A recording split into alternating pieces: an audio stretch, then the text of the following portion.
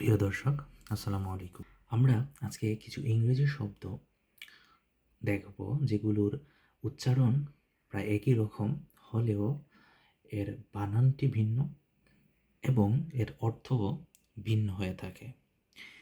এইরকম কিছু শব্দের মধ্যে প্রথম একটি শব্দ আমি যদি লিখি BAD, ব্যাড। এই ব্যাড মানে হচ্ছে আমরা সবাই জানি খারাপ।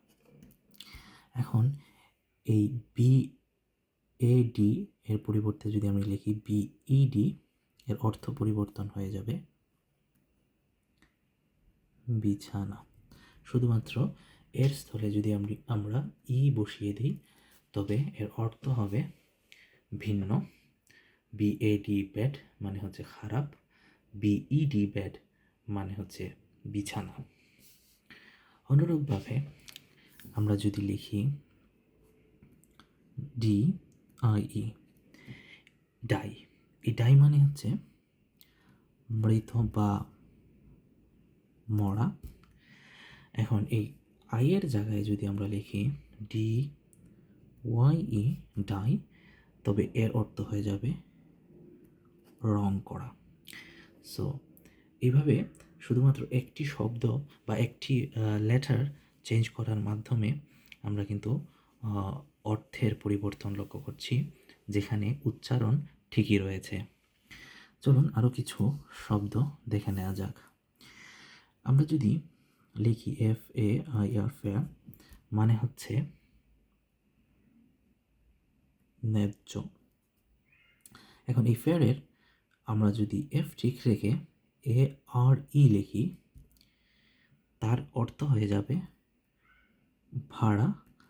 এবং এই ফেয়ার, এই দুটির উচ্চারণই কিন্তু ফেয়ার হবে, কিন্তু অর্থের দিক দিয়ে প্রথমটি FAIR হচ্ছে ন্যায্য, আর FARE ফেয়ার মানে হচ্ছে ভাড়া। তদ্রূপভাবে আমরা যদি দেখি MEAT, মিট মানে আমরা সবাই জানি মাংস, কিন্তু আমরা যদি লিখি MEAT, মিট, তাহলে এর অর্থ হবে দেখা করা।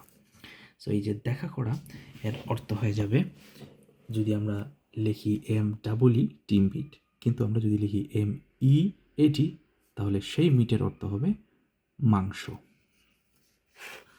আরেকটি ওয়ার্ড যদি আমরা আজকে দেখতে চাই, সেটি হচ্ছে লিখি